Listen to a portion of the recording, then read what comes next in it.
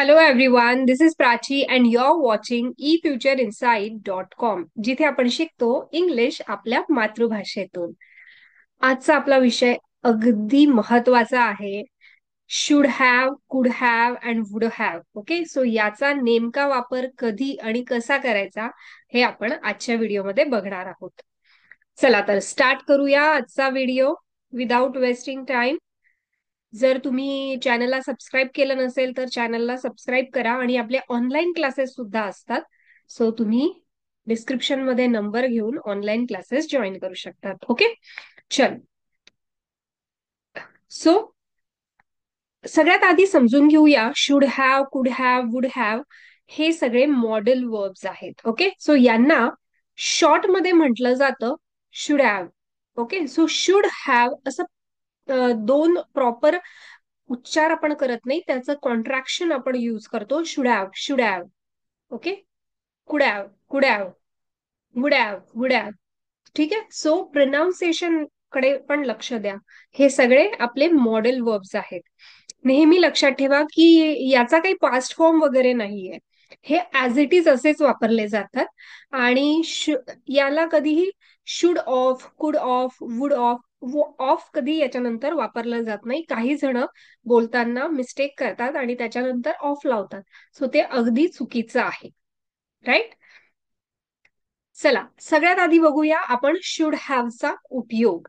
Right. So should have बघा, तुम्हाला इथे दिसत असेल शुड हॅवचं सेंटेन्स स्ट्रक्चर कसं असतं. सगळ्यात आधी शुड, त्यानंतर हॅव, त्यानंतर past participle.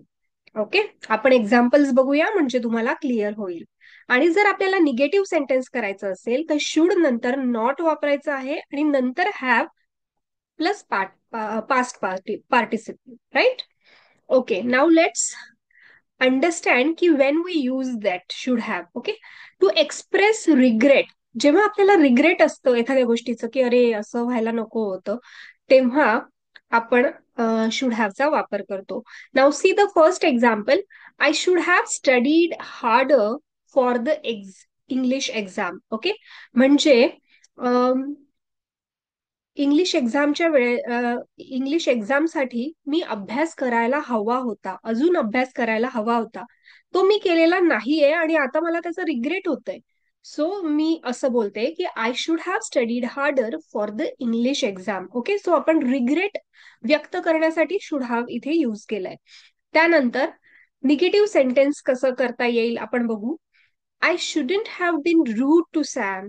Okay, again I am regretting here की मी असं वागायला नको होतं सॅम बरोबर आणि मी ते ऑलरेडी वागली आहे आणि आता मला त्याचं रिग्रेट होत आहे. ओके, रिग्रेट म्हणजे काय, नंतर पश्चाताप होणे एखाद्या गोष्टीचा. ठीक आहे, I shouldn't have been rude to Sam. Okay, मी सॅम बरोबर रूड वागायला नको होतं. सो असे याचे सेंटेन्स होतील. नाउ सी नेक्स्ट यूज आहे याचा to recommend a different action in the past. ठीक आहे, for example you should have brought your jacket. तू तुझं जॅकेट आणायला हवं होतंस, म्हणजे एखादी गोष्ट तू केली नाहीयेस त्याबद्दल तुला आठवण करून दिली जाते आणि तू तसं नको करायला हवं होतं हे आपण सांगतो इथे. You shouldn't have shouted at Callie. Again इथे आपण एक रिग्रेटच करतो की अरे मी तू असं केलीवर ओरडायला नको होतंस. परत आपण समोरच्याला सांगतो आहे की जी ऍक्शन तू पास्ट मध्ये केली आहे ती चुकीची होती, तू असं करायला नको होतंस. सो असे आपण सेंटेन्स तयार करू शकतो. सो तुम्हाला काय सेंटेन्स सुचतायत तुम्ही कमेंटमध्ये नक्की सांगा. Okay, now let's understand third rule किंवा थर्ड यूज काय होईल आपण बघूया. To talk about something that you expected to happen. एखादी गोष्ट की जी व्हायला हवी असं तुम्हाला वाटतंय, तुमची इच्छा आहे.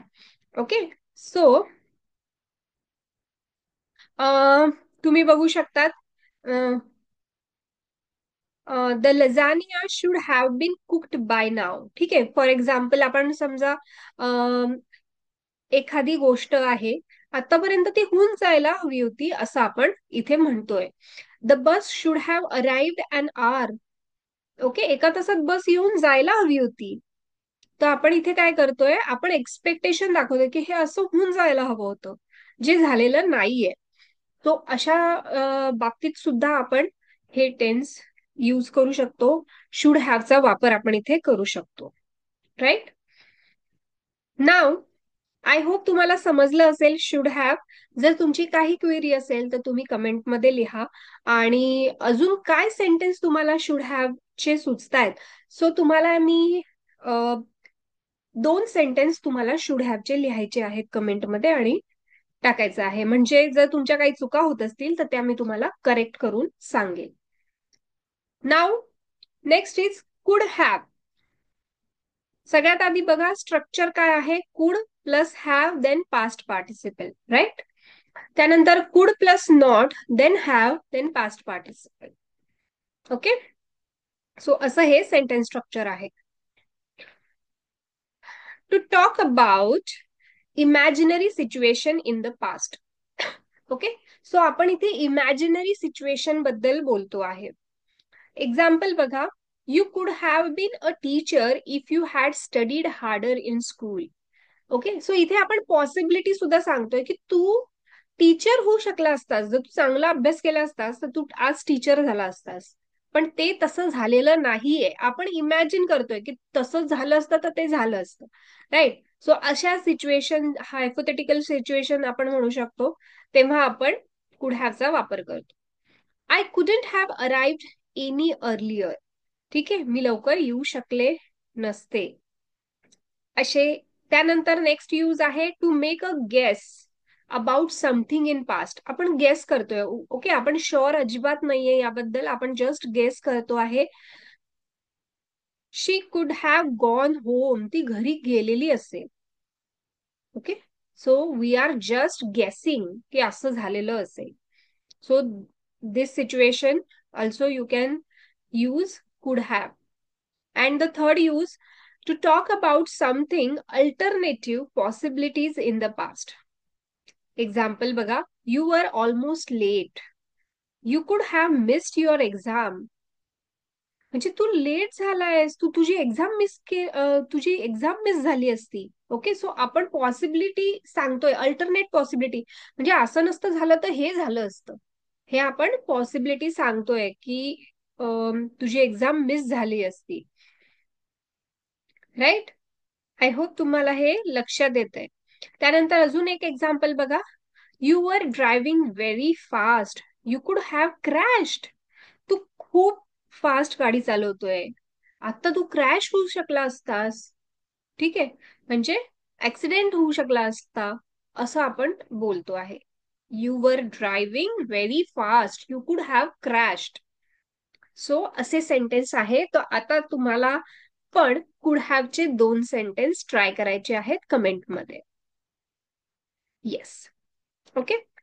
One more situation guys for कुड हॅव, टू क्रिटिसाइज समवन. एखाद्याला जेव्हा क्रिटिसाइज करायचं असेल तेव्हा पण आपण कुड हॅवचा वापर करतो. You you could have told me you were going to be late. तू मला सांगायला हवं होतंस की तुला लेट होणार आहे. सो अशा समोरच्याला ओरडण्यासाठी किंवा क्रिटिसाइज करण्यासाठी आपण कुड हॅवचा वापर करू शकतो. ओके. नेक्स्ट बघूया, would have. Okay. Would have sentence बघा, if plus past perfect plus would then have then past participle. ठीक आहे. आणि निगेटिव्ह असेल तर वुड नंतर नॉट. सगळ्यात आधी समजून घेऊया की वुड हॅवचा वापर आपण कधी करतो, to talk about imaginary situation in the past. Okay. इथे परत अगन इमॅजिनेशन सिच्युएशन पण पास्ट मधली. Now see, if I had studied I would have achieved better result. म्हणजे मी जर चांगला अभ्यास केला असता तर मी बेटर, म्हणजे यापेक्षा माझा चांगला रिझल्ट आला असता. ओके. पण मी काही चांगला अभ्यास केला नाहीये आणि रिझल्ट पण चांगला आला नाहीये, but I am just imagining that. Right.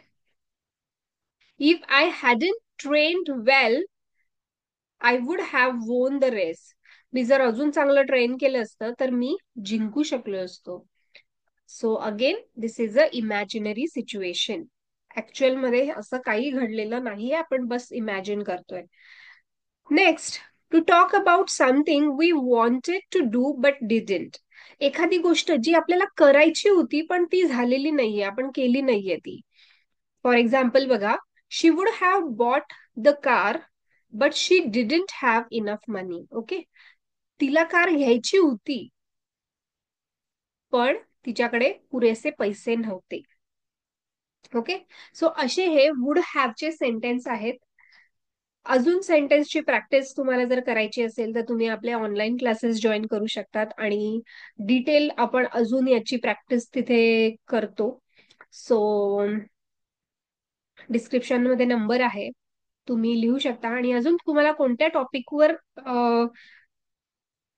Videos बघायला आवडतील हे तुम्ही सांगा, तसे आपण व्हिडिओज तयार करू. Thank you so much for joining till here. If you really think that you like the video आणि शुड हॅव, कुड हॅव, वुड हॅवचा यूज तुम्हाला कळाला असेल तर व्हिडिओला लाईक नक्की करा. आपण रोज संध्याकाळी 6 वाजता व्हिडिओ अपलोड करतो इंग्लिश रिलेटेड आणि प्रॅक्टिस करतो इंग्लिशची. त्यामुळे चॅनल सबस्क्राईब नक्की करा आणि बेल आयकॉन दाबा, म्हणजे तुम्हाला व्हिडिओ रेग्युलर मिळतील. Okay, so thank you so much guys. Keep practising. Bye bye. See you in the next video.